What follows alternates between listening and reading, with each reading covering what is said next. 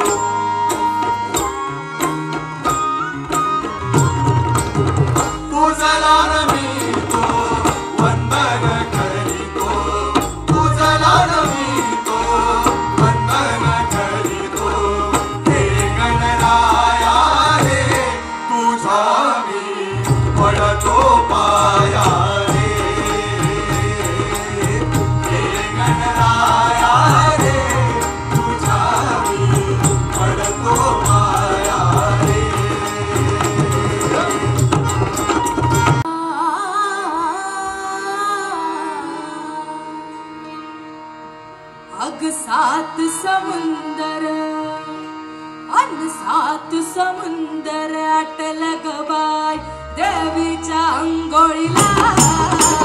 सात समुंदर अटल गबाय देवीच्या अंघोळीला. सात समुंदर अटल गबाय देवीच्या अंघोळीला.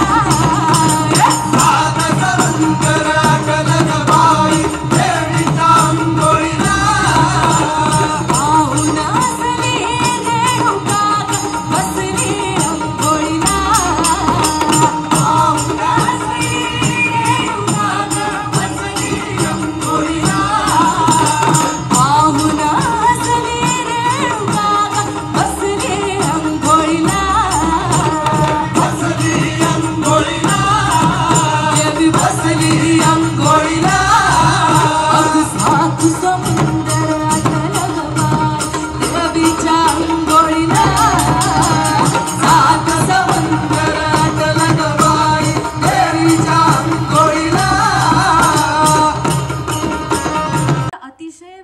वेगळं व्हिज्युअल असलेला फारच इम्प्रेसिव्ह असा हा टीजर आपण पाहिला. तर सर्वात आधी या चित्रपटाचे लेखक आणि दिग्दर्शक संतोष डावखर यांना मी रंगमंचावर येण्याची विनंती करते. या चित्रपटाचे दिग्दर्शक संतोष डावखर आणि या चित्रपटाचे निर्माते ते स्वतः आहेत आणि दीक्षा डावखर हे आहेत. Can we have a mic please?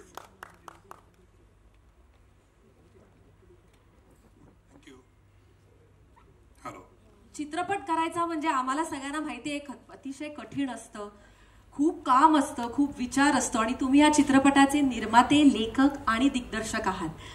तर हा विषय तुम्हाला का सुचला आणि तुम्हाला हा चित्रपट का करावासा वाटला? फिल्म मेकिंग हे थोडंसं पॅशन म्हणून आहे, कुठे कुठे समजायला लागलं होतं गेल्या 7-8 वर्षापूर्वीच. सो मी काही अगोदर शॉर्ट फिल्म बनवल्या होत्या आणि ज्यावेळेस त्या शॉर्ट फिल्म मी जागतिक स्तरावरती मी ज्यावेळेस नेल्या होत्या त्यावेळेस मला काही विचित्र अनुभव आले होते. इंडियाच्या फिल्म्स मेकिंगला किंवा इंडियाच्या फिल्म्सला ते बाहेरचे जे लोक असतात त्यांना मी माझी फिल्म जी पिच करवतो शॉर्ट फिल्म कॉर्नरमध्ये कान्सला, त्यावेळेस युकेच्या ग्रोस्थाला मी पिच करवतो. That time he asked me की ज्यावेळेस मी बोललो की बाबा अशी फिल्म येऊन बघा. सो ही आस्क्ड दॅट की इज दॅट अबाउट पॉवर्टी. म्हणजे ही गरिबीबद्दल काही फिल्म आहे का. परत आपलेच मीडियामधलेच इंडियामधलेच एक पत्रकार होते, त्यांना पण मी सेम पिच केलं. त्यांचं पण असं म्हणणं आलं की is that about below belly, so he काही बिलो बेली फिल्म आहे का. So that time I got disturb. आणि ते आपले हिंदी भाषिक होते म्हणून त्यांना बाजूला घेऊन विचारलं की असं का प्रश्न येतो. सो त्यांनी सांगितलं की हे आपल्या इंडियाचं फिल्म मेकिंगचं फिल्म्सचं प्रेझेंटेशन आहे, इम्प्रेशन आहे आउट ऑफ इंडिया जागतिक स्तरावरती. सो ते मला कुठेतरी ते डिस्टर्ब झाल्यावर वाटलं. पुढच्या 2-3 दिवस मी विचार करत राहिलो. मी बऱ्याचशा फिल्म्स पण बघत होतो. दिवसाला मी 3-3, 4-4 फिल्म्स बघत होतो. मी एकटाच गेलो होतो आणि जवळजवळ मी 14 दिवस होतो तिथे. तर मी बऱ्याच फिल्म्स बघितल्या, रिव्हर्स इंजिनिअरिंग केलं, त्याची बरंच रिसर्च केला. बायबल जे समजला तर रॉबर्ट मॅकी, जे आज फिल्म जगभरातल्या फिल्म मेकिंगच्या फिल्म स्क्रीन प्ले रायटिंगच्या विद्यार्थ्यांना शिकवलं जातं, ते पुस्तक मी गोथ्रू केलं आणि त्याच्यातून मला बरंच काही शिकायला मिळालं. इंटरनॅशनल सिनेमे बघितले आणि मग ठरवलं की आता आपल्याकडचं जे कल्चर आहे, जे फार रिच आहे, ते आपण जगाला दाखवून देऊ. सो तेव्हा गोंधळ हा विषय हळूहळू डोक्यामध्ये त्याचा स्टार्ट व्हायला लागला. तर अज्ञात करताना ही जी काही इन्स्ट्रुमेंट आहेत, एक तारा, खंजिरी, फार छान वाजवत होती कलाकारांचं. या कलाकारांसाठी जोरदार टाळ्या, फोकलोकच्या कलाकारांसाठी. सो मी म्हटलं की हे जे आपलं पारंपरिक वाद्य आहे, मग आता कुठेतरी काय काय झालं की काही ठिकाणी कॅसिओ आलेत, ऑर्गन आलेत, डीजे आलेत. आधी मुरळी जे होते ते पुरुषच साडी घालून मुरळी नाचायचे. आता खरोखरच्या लेडीज तर थोडंसं डान्सचा प्रकार त्यांचा बदलला आहे. तो देवाला अर्पण करण्यापेक्षा उपस्थित ऑडियन्सला कसं खुश करता येईल अशा प्रकारचा डान्समध्ये रूपांतर झाले. किंवा ते की जी काही त्याचे नाट्य जे असतात ते अगोदर देवाला बोलवण्यासाठी, लोकांना जागवण्यासाठी होते. आता कॅटरिंग वगैरे ह्या गोष्टी आल्यात. अगोदर कसं होतं की गावातले लोक एकत्रित यायचे, ते एकत्रित शिदा बनवायचे, मग भाऊबंद जे असायचे ते वाटायचे, जे काही पाहुणे असेल त्यांना. नवरीकडचे ज्यावेळेस लोक यायचे त्यावेळेस त्यांना अगोदर तो मान भेटायचा. तर ती जे रिच्युअल्स आहेत ना, ते जो आत्मीयता जी होती ना, ती कुठेतरी लोप होत चाललेली असे दिसते मला. मग मी ठरवलं की ही जी कला आहे ही आपली जोपासली गेली पाहिजे आणि पुढच्या 100-200 वर्ष तरी ही फिल्म पुन्हा पुन्हा बघितली जावी. या हिशोबाने काही रिव्हर्स इंजिनिअरिंग केली, काही स्क्रीन प्लेला वेळ घेतला आणि ही फिल्मची निर्मिती झाली. सो ही फिल्मच्या निर्मितीमध्ये आमचे जे काही HODs आहेत, कलाकार आहेत, यांनी सुद्धा तेवढीच जीव तोडून मेहनत घेतलेली आहे प्रत्येक भागासाठी. सो पूर्ण आमच्या टीमचं, कलाकारांचं मी पुन्हा एकदा आभार व्यक्त करतो. जोरदार टाळ्या त्यांच्यासाठी प्लीज. तुमची खरं तर जी टीम आहे, म्हणजे तुमचे सिनेमॅटोग्राफर अमलेंदू चौधरी आहेत किंवा तुमचे एडिटर आशिष आहे म्हात्रे, तर हे अर्थात मराठी इंडस्ट्रीमध्ये फार नावाजलेले टेक्निशियन्स आहेत. त्यामुळे त्यांची निवड तुम्ही कशी केलीत आणि तो प्रोसेस कसा होता? आशिष बरोबर तुम्ही आधी फिल्म केलेल्याच होत्या, शॉर्ट फिल्म वगैरे. ज्यावेळेस अज्ञात आम्ही याला घेऊन गेलो होतो त्यावेळेस आशिषचं काय, मी आशिषला रात्री 12ला पण फोन करू शकतो, 1ला पण फोन करू शकतो. आणि त्यावेळेस काही करेक्शन लागलं, हो उद्या दुसऱ्या दिवशी केले आशिष बरोबर. सो त्यामुळे आशिष असो किंवा आशिषचा ज्युनियर विश्वजित असो, फार कॉपरेशन मला मिळत आलेलं आहे. अमलेंदू वगैरे यांचं कसं की मला लाईट होती आणि एनरिच कल्चर होतं. माझ्या फ्रेम्स ज्या होत्या त्या रिच होत्या, त्यामुळे लाइटिंग हा फार महत्वाचा भाग होता. त्यामुळे अमलेंदू सरांबरोबर मी they are very senior to me आणि 1.5 वर्षापूर्वीपासून आमचं सर्व ते टॉक चाललं होतं. त्यांनी रेड चिलीजमध्ये माझं आज्ञाचं हे बघितलं होतं आणि that time he called me आणि ती बोलली की मला आज्ञाचे व्हिज्युअल्स फार आवडले. सो अशा प्रकारे आणि मी म्युझिकच्या शोधामध्ये रॉनेस जी आहे ती कुठून मिळेल, तर इलयाराजांचा स्वतःचा एक 50-60 वर्षाचा अनुभव आहे. ते आधी पहिल्यांदा ह्या अशाच प्रकारच्या लोककलेतून ते असे म्हणजे ते गावोगावी जाऊन अशा प्रकारे त्यांनी मला त्यांची स्टोरी सांगितली. गावागावी जाऊन ते असे संगीताचे प्रोग्राम करायचे आणि हळूहळू त्यांना प्रत्येक वाद्याचा तो अनुभव आला. ते त्यांनी मला एक अनुभव सांगितला होता की मी ज्यावेळेस ते असे आम्ही स्टेजवर आम्ही असं परफॉर्मन्स करायचो ना, पॉलिटिकल असो किंवा गावातले असो, तर लोक जोरजोर टाळ्या वाजवायचे. सो लोक जोरजोर टाळ्या वाजवायचे. मला अगोदर फार बरं वाटलं, पण नंतर मला असं वाटलं की ते जे टाळ्या वाजवतात ना ते माझ्यासाठी नाहीये. त्या टाळ्या ज्या आहेत ना, ती ज्याने ती ट्यून बनवली आहे त्यांच्यासाठी आहे. मग दॅट टाइम ही की मला पण आता म्युझिक कंपोजर बनायचं आहे. मग त्याच्यानंतर ते चेन्नईला आले. ते 6-8 महिने कुठे कुठे स्ट्रगल करून फिरत होते. दररोज नवीन डिरेक्टरला भेटणं, प्रोड्युसरला भेटणं, पिच करणं. सो फार जबरदस्त. त्यांच्यावरती मूवी पण येते, धनुष्यच काहीतरी करतात ते. सो तुम्हाला त्यात ते म्हणजे वेगळंच आहे, म्हणजे ती प्रोफेशनलिटीच वेगळी आहे. टाइम म्हणजे टाइम. जे त्यांना एक गोष्ट सांगितली, ह्या एजला सुद्धा तुम्ही एक गोष्ट सांगितली, तुम्ही त्यांना 12 दिवसानंतर त्यांना गोष्ट सांगितली सर असं आहे, की that time you told me, no need to repeat it again.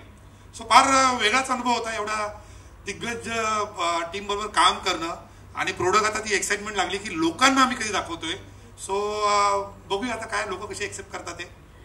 एक शेवटचा प्रश्न की या चित्रपटामध्ये अनेक सुंदर गोष्टी, अनेक एलिमेंट्स आहेत, म्हणजे म्युझिक आहे, त्याचे व्हिज्युअल्स आहेत, काही फॅन्टॅस्टिक ऍक्टर्स आहेत, पण तुमच्यामध्ये या चित्रपटाचा USP काय आहे? मी याच्याबद्दल असं म्हणेल की बरेचसे मी रिव्ह्यूअर जे असतात त्यांचे मी व्हिडिओज बघत असतो आणि त्यांचं बऱ्याचदा असं म्हणणं असतं की आम्ही ज्यावेळेस मराठीचा रिव्ह्यू देतो, हिंदीचा रिव्ह्यू देतो त्यावेळेस आमचा वेगळा अप्रोच असतो. मराठीचा रिव्ह्यू देतो त्यावेळेस आम्ही जुने 5 मराठी पिक्चरच्या हिशोबाने हा रिव्ह्यू देतो. म्हणजे त्यांचं म्हणणं असं असतं की आम्हाला जे 10 असतात त्याच्यात मला बेस्ट रिव्ह्यू द्यायचा असतो. सो ही जी फिल्म आहे ही भारतामध्ये नाही तर जगभरामध्ये मला खात्री आहे आणि आमच्या टीमला पण ती खात्री आहे की भारत हा या 14 तारखेनंतर गोंधळ चित्रपटाने सुद्धा ओळखला जाईल. Thank you very much Santosh sir. तुम्ही प्लीज आसनस्थ व्हा. अर्थात संगीत आणि नृत्य आलंच. संतोष भांगर यांनी या चित्रपटाचं नृत्य दिग्दर्शन केलेलं आहे आणि त्यांचीच टीम आज आपल्या समोर या चित्रपटातलं एक गाणं परफॉर्म करणार आहेत. तर पाहूया गोंधळ या चित्रपटातलं हे गाणं.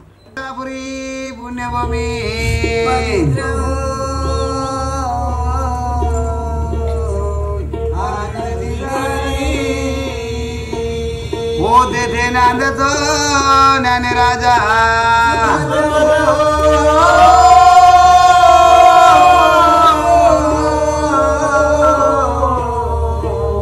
आले दिगारी वडगाव मल्हारी जन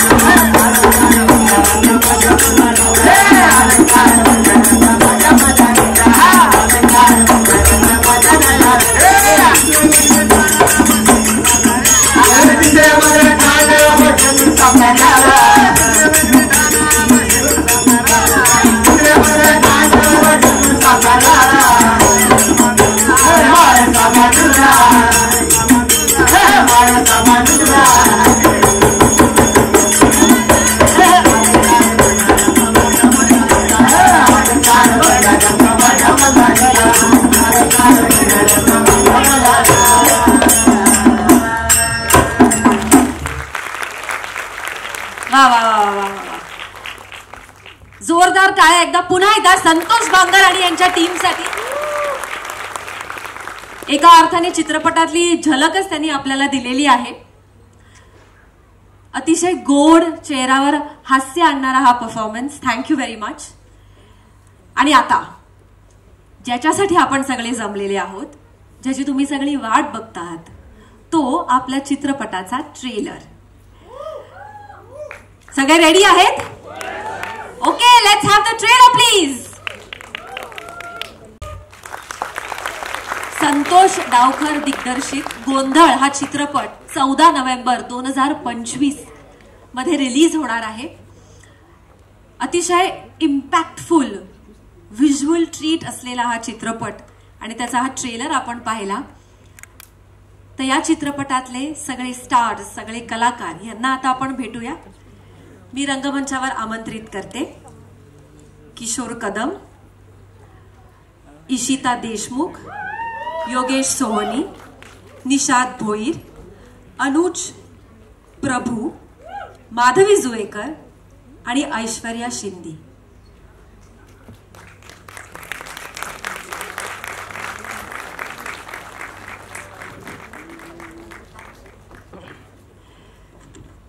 Can we have a mic, please? Kishore दादा, तुमच्या चित्रपटांची निवड विशेष असते. तुमचा प्रत्येक चित्रपट हा गाजतो, त्याच्यातल्या तुमच्या भूमिका गाजतात आणि आम्ही प्रेक्षक म्हणून नेहमी आतुर असतो की तुम्ही कुठला नवीन चित्रपट घेऊन येणार आहात. तर गोंधळ हा तुमचा आगामी चित्रपट, त्याच्याबद्दल तुम्ही सांगा. खूप वेगळा चित्रपट आहे, भूमिका वेगळी आहे. म्हणजे माझं नशीब आहे ऍज अन ऍक्टर म्हणून की काही वेगळं असले तर दिग्दर्शक मला शोधत येतात. संतोषजींची माझी ओळख खरंच नव्हती, इतकी वर्ष तेही काम करतायत. मी थोडं सिनियर असेल, परंतु ही भूमिका मी करावी, माझं काम त्यांनी पाहिलं असावं आणि त्यांना असं वाटलं असावं की ही भूमिका मी करू शकेन. त्यांनी जेव्हा पहिल्यांदा गोष्ट जेव्हा सांगितली ती मला इतकी आवडली. त्याच्यात ती इतकी गावची मातीची गोष्ट होती मनवा. मी म्हटलं यार ह्याच्यामध्ये इतकं रॉनेस आहे ना, जसं आता फॅन्ड्रीमध्ये जो रॉनेस आहे तसाच काहीतरी एक वेगळा व्हिज्युअल ट्रीट देणारा रॉनेस याच्यामध्ये आहे.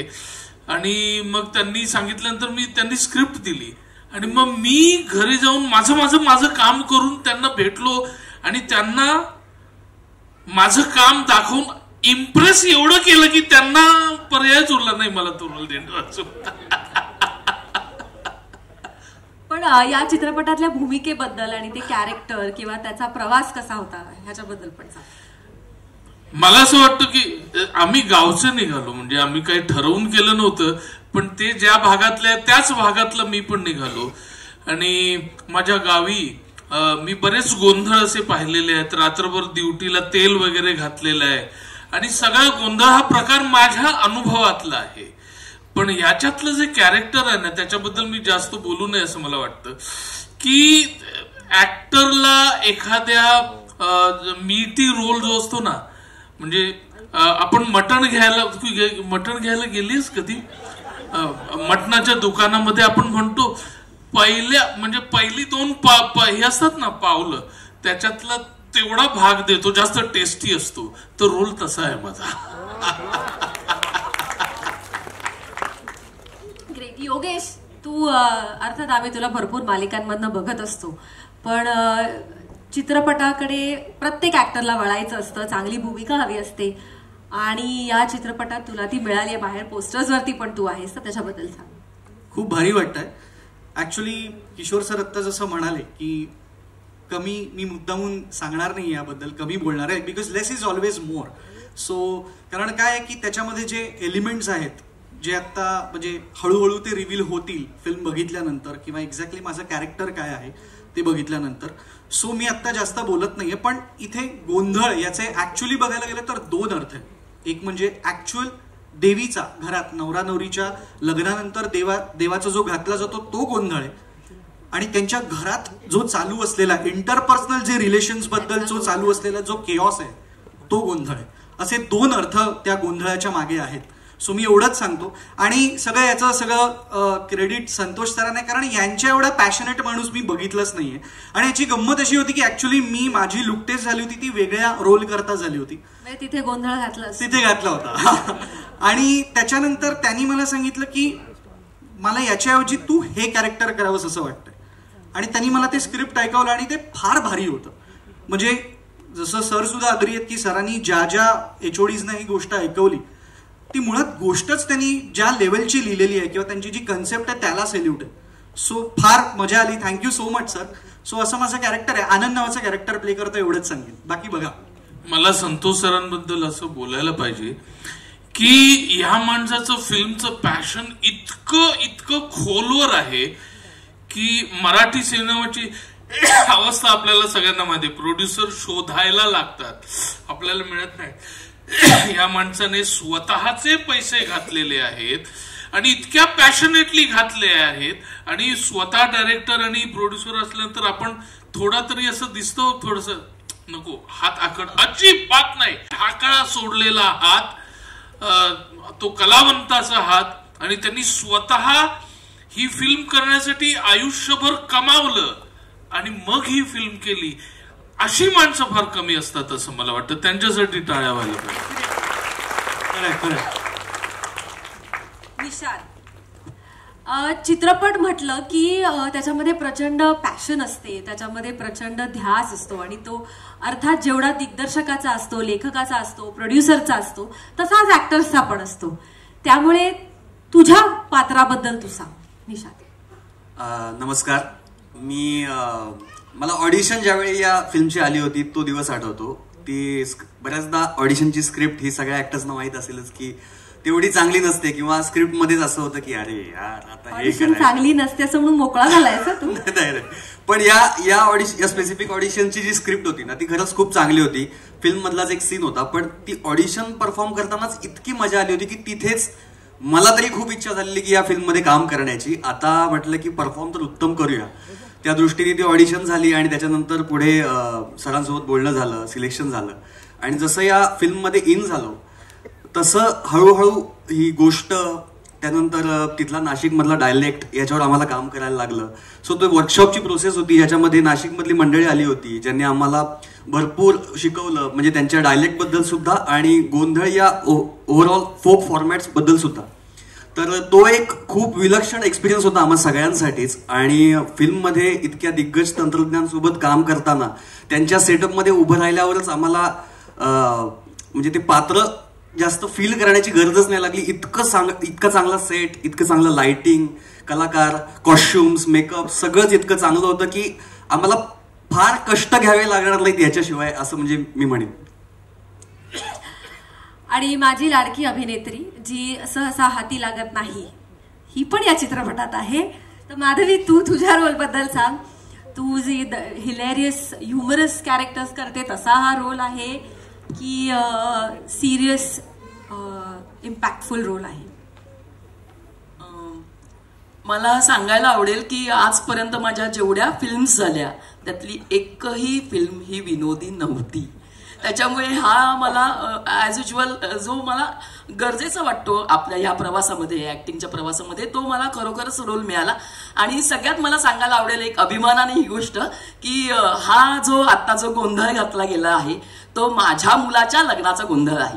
त्याच्यामुळे तो वरमाईचा जो मान असतो तो मला लिखित पण मिळाला आणि तिकडे सुशोभित पण मिळाला होता.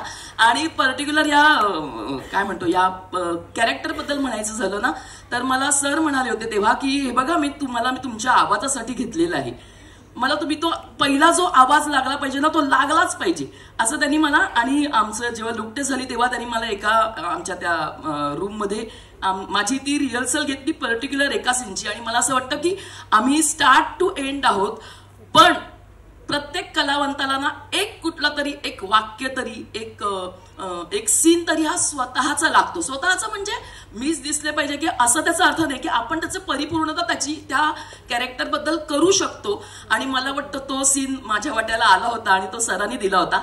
त्यामुळे सरांचं हे जे वाक्य होतं की मी तुम्हाला तुमच्या आवाजासाठी घेतलंय, तिथपासून मला तुमचा अभिनय आवडला, इथपर्यंतचा माझा प्रवास मला खूप आवडला. फॅन्टॅस्टिक. Thank you very much. तुम्हाला सगळ्यांना खूप खूप शुभेच्छा आणि मी तुम्हाला आसनस्थ होण्याची रिक्वेस्ट करते. धन्यवाद. गोंधळ या चित्रपटामध्ये अर्थात अनेक गाणी आहेत, त्यामुळे अजून एक लाईव्ह परफॉर्मन्स आपण बघणार आहोत. संतोष भांगरे या टीमकडनं अजून एक लाईव्ह परफॉर्मन्स.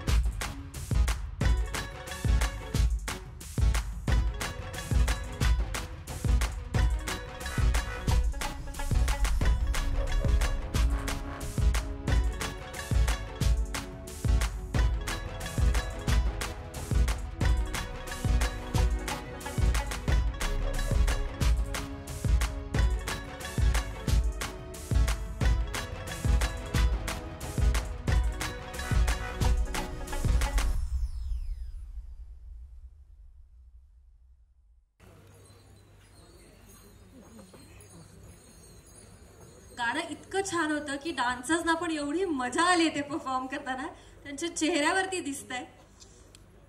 आता आपण जे नृत्य पाहिलं ते गाणं कंपोज केलेलं आहे, संगीतबद्ध केलेलं आहे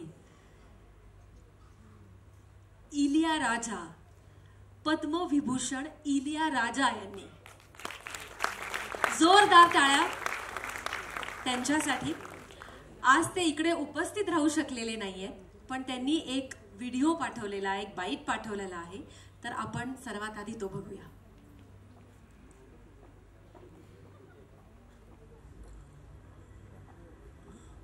My namaskar to everyone. I am very much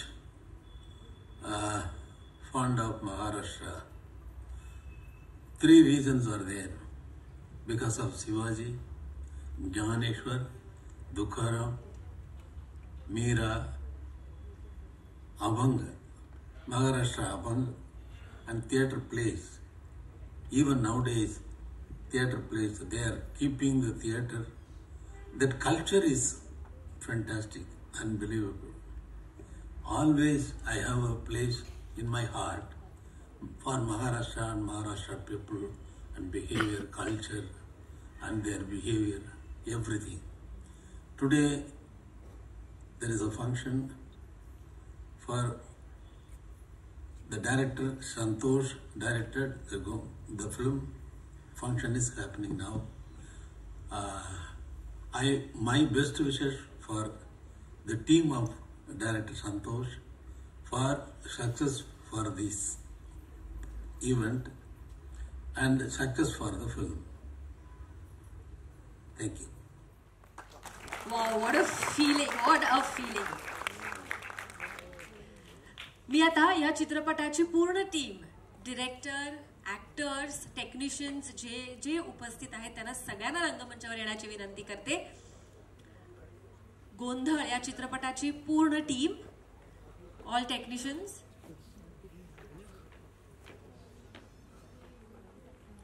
आणि आपण एक छान ग्रुप फोटो घेऊया. सगळे ऑल टीम मेंबर्स, म्हणजे असिस्टंट्स असतील तर ते, प्रोडक्शनची टीम असेल तर ती. तृप्ती देवरे सुद्धा इथे आहेत, टिपऱ्याच्या रोल मधले आहेत. आपले आनंदचे वडील कुठे आलेत ना.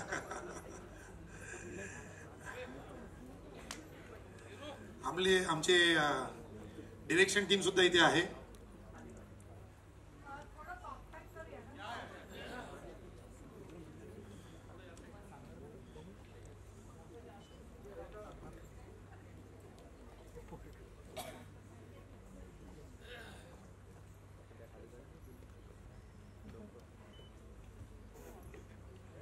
अरे इपी अशीकडे जातात बाजूला. जयेश साठी एकदा जरा सर्व टाळ्या वाजवा. जयेश फार एफर्ट्स घेतो कुठल्याही इव्हेंटसाठी.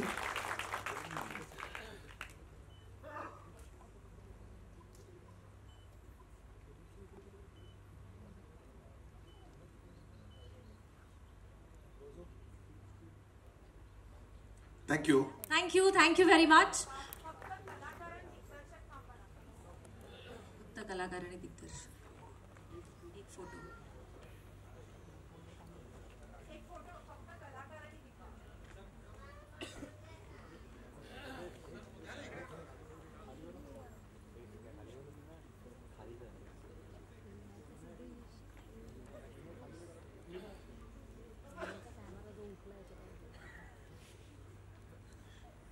हॅलो. विष्णूसाठी विष्णूने फार चांगला रोल केलेला आहे आणि नाशिकचं ते जे डिक्शन आहे त्याने काही कलाकारांना आमच्या डिक्शन सुद्धा शिकवलं आणि फार महत्वाचा रोल आहे. तुम्हाला काहीतरी बघायला मिळेल. काय विष्णू? हो. चलो.